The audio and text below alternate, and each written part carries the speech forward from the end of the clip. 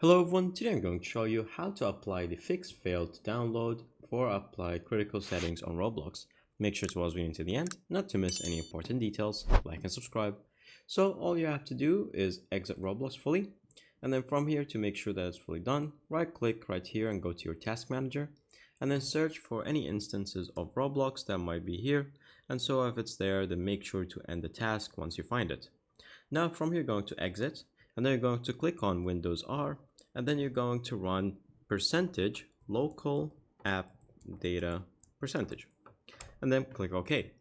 Once you go to this folder right here, you're going to click on any of them and then click on R so you can search for Roblox much easier. Once you find Roblox right here, all you have to do is simply right click on any folder that says Roblox and fully delete it. Once you do that, make sure everything is closed, then open your browser and go to any game in Roblox, for example this one, and once you run it, it will tell you that you will need to log in and reinstall the launcher. Once you do that, it will fix all the issues by itself and the game will run. Thank you guys for watching, see you next time, bye bye.